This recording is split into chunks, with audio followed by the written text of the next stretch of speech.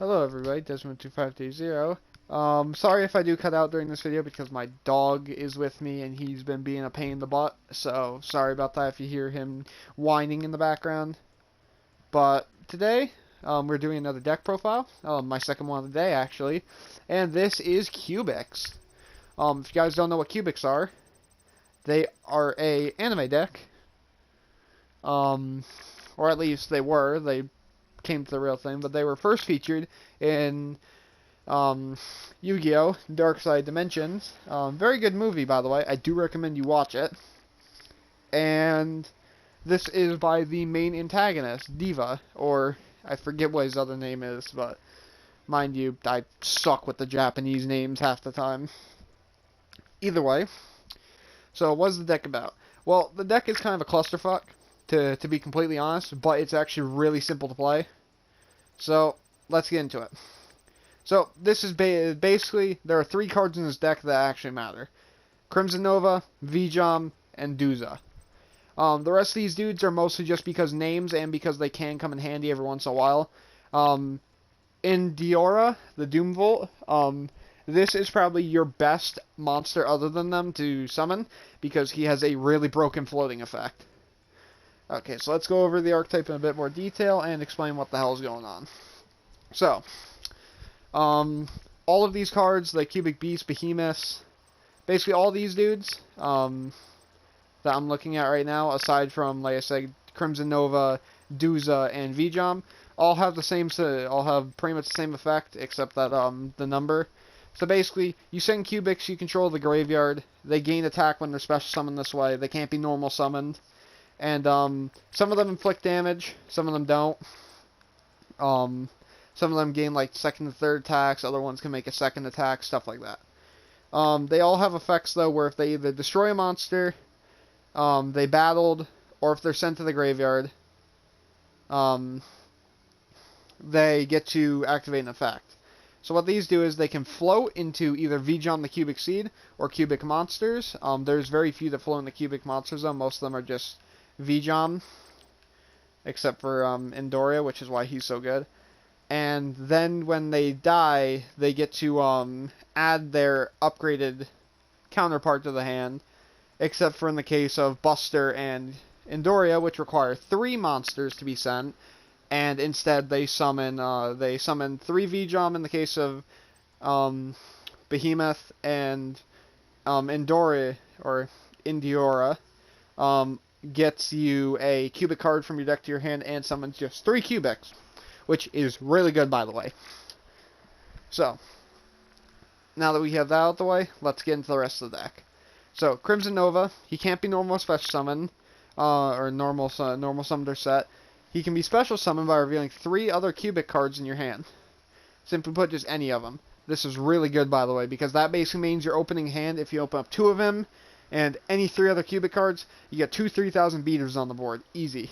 It's unaffected by activated monster's effects, whose original attack is 3,000 or less, so basically any level 4 or lower monster, for the most part, cannot hurt him, which is pretty good, as well as like damage stopping and stuff like that. His final effect is that, or his 2 last effects, if he destroys a monster during the battle, you can make it to where he can get attacked twice. And during your end phases, each player takes 3,000 damage. You can only activate the 3,000 damage effect once per turn, which means multiples don't just kill you. So yeah. Duza, this is basically your main playmaker in the deck and searcher. So when he's no more special summon, you can send 1 Cubic card from your deck to your graveyard. Once per turn, if a monster was sent to your graveyard this turn, so basically like if it was face up on the field and then a monster was sent to your graveyard, either destroyed, sent from the deck with this guy's effects, so on and so forth. You can make this card gain 200 attack for each monster in your graveyard with for each monster with a different name in your graveyard. The second effect isn't that useful, although it does come in handy sometimes, especially like when you're going up against higher attack level 4 monsters and some link monsters. The main reason is you send Cubic card from your deck to your graveyard, which is where the spells and traps come in, but we'll go to that in a second. Lastly, we have Yugioh, the Cubic Seed. So, this pretty much brings up the rest of the archetype, because most of the archetype revolves around this card. Being either somewhere that you can access it, So cannot be destroyed by battle. At the end of the damage step, if this card battle an opponent's monster, you can place this card in your face of spell and traps and as a continuous spell card. So basically, if monster battles it, you can choose to make it become a face-up spell and trap, and then you get to place a cubic counter on the card that attacked it. And what that does is that monsters with cubic counters cannot attack, also negate their effects. And whilst this card is treated as a continuous spell, basically during your next turn, you can special summon it to the field from the spell and trap zone. You run 3 of these because you need it. This is just another Cubic Emperor. Lair of Darkness, you run 1 because you only have 2 targets in the whole deck that can use it. Mostly, you just do it so if you draw Yugioh, or if you don't draw any, you just send all the spells and traps, which isn't a big deal. Cubic Dharma, this is your main playmaker in the entire deck, at least in terms of consistency. So what he says is or what the spell and trap says is, you take no battle damage from attacks involving your cubic monsters. That's good, because that means if they do end up running over your monsters, you don't die, or if you run them into another monster to gain extra, like with Endoria, if you special summon them through other methods, which we'll see later, you can do it so he runs in with 0 attack and just gets you 3 monsters for free. You can send 1 cubic card from your hand to the graveyard if you do draw 1 card. Namely, you do this with the spell and traps and the cubic kings, emperors, stuff like that. Basically anything except for the ones you need. Also the spell and traps, which are pretty good. And this is what sets up the rest of the archetype. You can banish this card from your graveyard, target 1 cubic monster in your graveyard, add to your hand. So pretty much all the cubic spell and traps have an effect in the graveyard that is insanely good. This one is a kind of just a warrior returning alive when it's sent. So it's not used very often, but it can be used if need be. So if like all 3 of these guys are in the graveyard, you can send one with Duza, grab it back, and stuff like that. So yeah. Also, you can only use each effect once per turn, hard ones per turn, so no multiple copies drawing 2 cards. Next up is Cubic Karma. So when this is activated, you can target a cubic monster you control, except Yugioh. Send a number of Yugioh from your hand or deck to the grave, and then that monster gains 800 attack for each one. During your opponent's turn, if Yugioh the Cubic Sea is special summoned by the effect of a cubic monster, send this card to the graveyard. So basically, if like Endoria or any of these dudes die and get their effect off, you special summon it, and then this card activates. Send this to the graveyard if you do have your opponent's life points. Mostly, if you play this card like in the spell and trap zone, you're normally playing it just to give him extra attack so he can just OTK. The big reason, though, why this card is insane is because of its last effect. You can banish this card from your graveyard, add 1 cubic monster from your deck to your hand. So basically, you have any number of cubic cards in your hand besides Crimson Nova, and you have Duza. Summon Duza, send Karma, search Crimson Nova, and once I get the fusion monster, I can do the rest of it. The rest of the combo, which involves fusion, conscription, and stuff like that. Okay. Next up is Cubic Wave. Target 1 cubic monster and 1 face-up monster your opponent controls. The attack of your cubic monster becomes double its current attack, and the attack of the opponent's monster is halved. Basically, turns this dude into a 6,000 plus beater that just nukes everything in front of him. I actually have seen a Endoria, believe it or not, get up to 19,200 attack because of this effect, which is insane. But then you have its graveyard effect. You can banish this card and any number of cubic monsters in your graveyard, basically these dudes. Target any number of cards, face-up monsters your opponent controls, equal to the number banished, and place cubic counters on them. So basically they just it stops them from attacking and their effects are negated. Foolish Burial Goods basically just sends any of these to the graveyard. Hand Destruction, just so you can send, like I said, more spell and traps to the graveyard if you need to. Monster Reborn, so you can get back, basically, like, any of the, I guess you would call them, like, the weaker cards. Mostly you just bring back Duza with it, just in case. 2 Bottomless, just in case you're going first and you don't want them to summon out big monsters that can contest with Crimson Nova, and there is a fusion with Crimson Nova, but I don't have them yet, so I can't use them. 1 Breakthrough Skill. Simply put, if you send this to the graveyard off of this, you get to negate a monster's effect, either You can negate one face-up monster's effects, and you can banish it to negate one during the next turn. Oh yeah, and this dude, if a monster system with 1500 or more attack, destroy it, and if you do, banish it. Also, it's monster, so if they pendulum summon, just nuke their whole pendulum summon. Okay, next up is Cubic Ascension. We only run one of each of the traps, except for the last one, because the last one is really needed. When an opponent declares an attack, you can special one V-Jump from your deck and change the attack target to that monster. Basically, if you're direct attacked, or if it attacks a monster, it's like a bigger monster goes to attack Crimson Nova. So use this, summon V-Jump, they attack into it, Cubic counter, bam, no effect anymore. Easy. If your opponent's life points are at least 2,000 higher than yours, which they can be, especially if you're starting off second against like a burn deck or something, you can banish it, special summon one V-Jump, and if you didn't control any monsters, like if they control the monster and you didn't when you activate this effect, you get to special summon 2 or more, the other 2. So basically, no matter where they are, unless they're banished off of a lure or something, just special summon all 3, go into Endoria, and there you go. Cubic Casualty. Distribute a number of cubic counters on face-up monsters your opponents control up to the number of cubic cards, or cubic monsters you control. Basically, you control 2 or more cubics, negate the effects of, you control 3 cubics, negate the effects of 3 or more monsters your opponents control. Or 3 monsters your opponents control. If this card is in your graveyard, you can banish it, target a cubic you control. This turn, each time it destroys a monster by battle that has a cubic counter on it, you basically Flame Wingman. This gives Flame Wingman to any monster you control, as long as it destroys a monster with a cubic counter.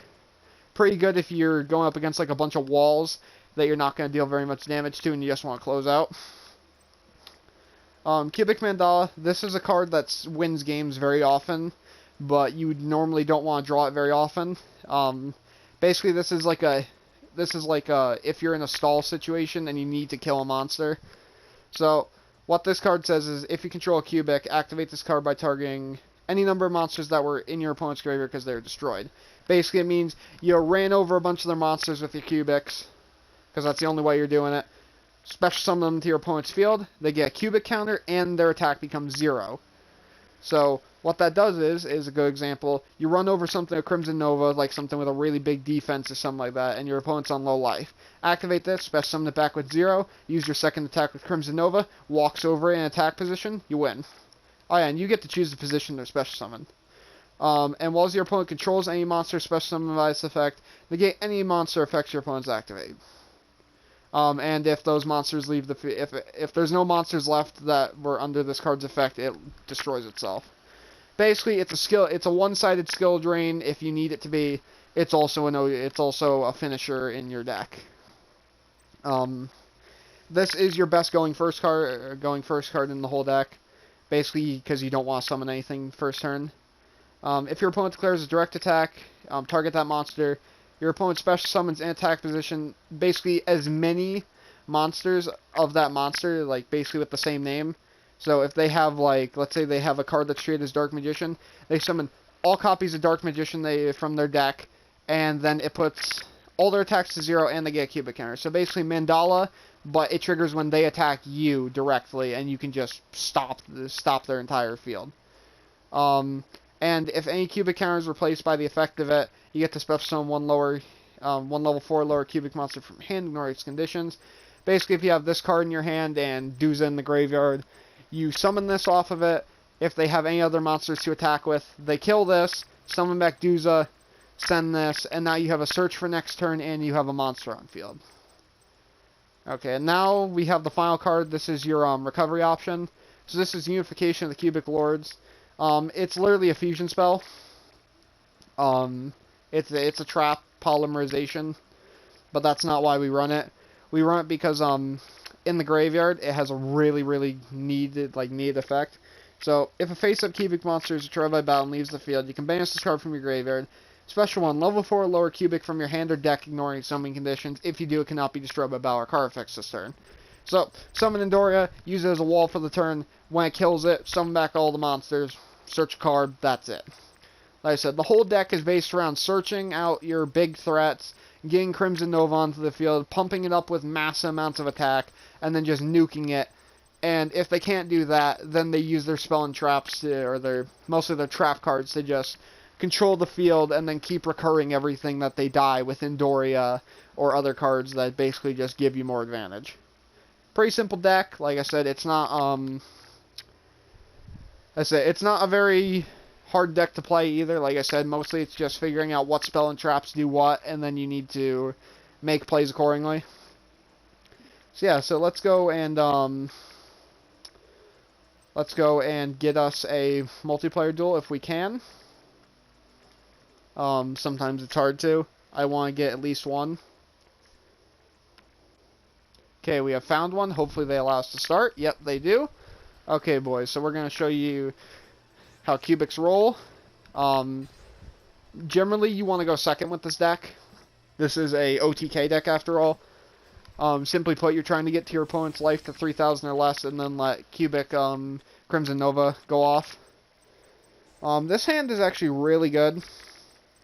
As long as we draw any Cubic. If we draw Duza, that's really good. Same thing with any other. Basically, we need any any Cubic monster. So let's see what he does. Okay, he's discarding Palladium Oracle for Apprentice Illusion. This is Dark Magician, by the way. This deck actually does pose a threat to us because of that right there. Dark Magic Circle. Or Dark Magical Circle. The good thing is, though, is that it doesn't matter too much because as long as we draw Duza, which we needed, we can still completely combo.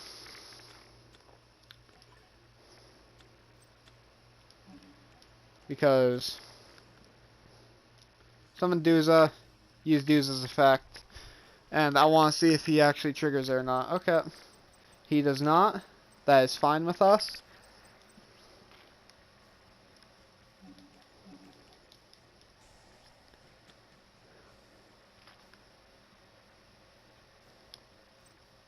He's reading it. So we're going to search out Crimson Nova. Now, I know he's going to go for it. I know he's going to go for the kill on it. Thing is, though, is that's not a big deal because we have 2 Cubic Wave in hand. Which is what we're going to do now.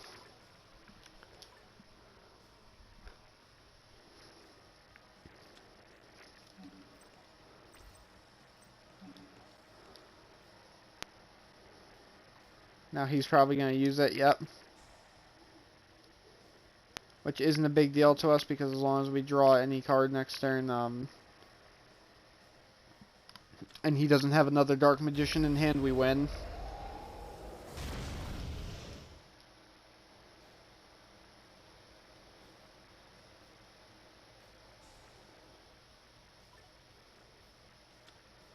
Okay, that's no big deal with me. Because now that monster's got less attack permanently.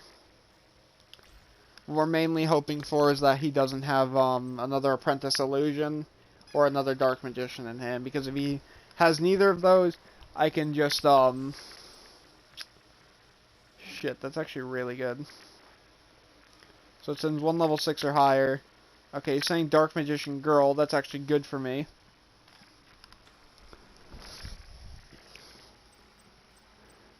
Wish I had spell and trap removal in this deck a bit more, though.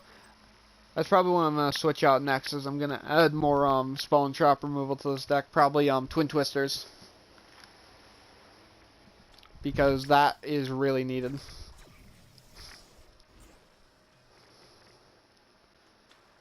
Okay. So we're going to... We can't do anything with Bottomless.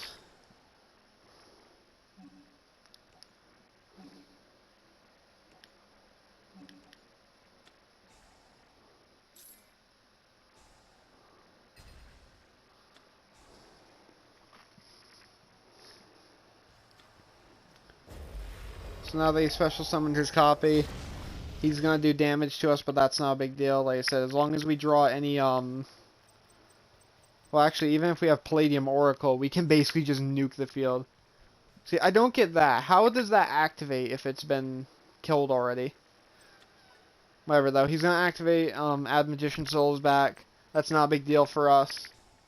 Bond between teacher and student, so basically he gets the special summon the Dark Magician Girl from his hand deck or graveyard. And then he gets to add cards, I think it is, or whatever. He gets the...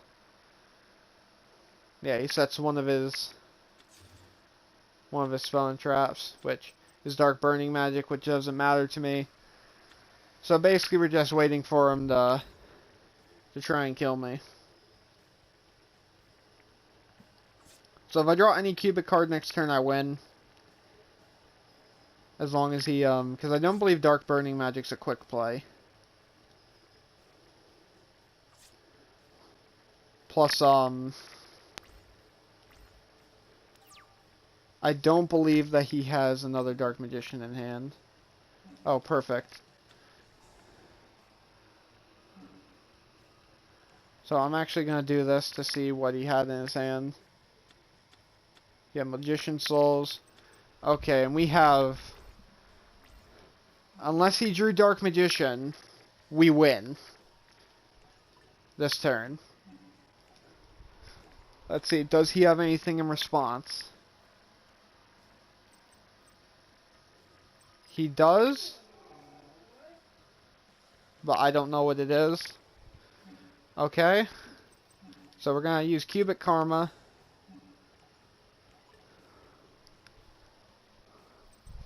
Let's see, we draw for Eternal Soul.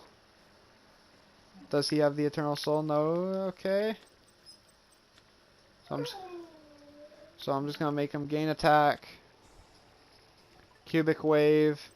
I'm going to get Dark Magician Girl with it just because it's faster. And then we're just going to kill it off if he's got the ability to.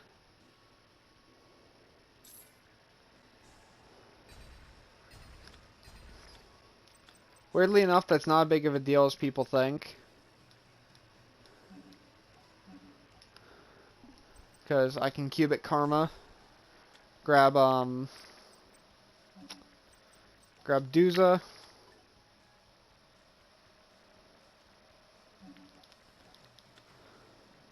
Duza's gonna activate. Sending Unification. My dog's being a pain still.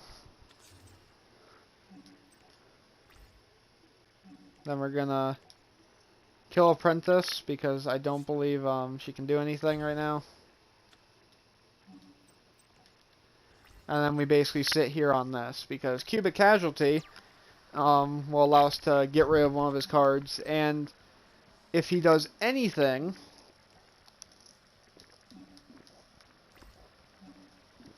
to our monster, we can get rid of it.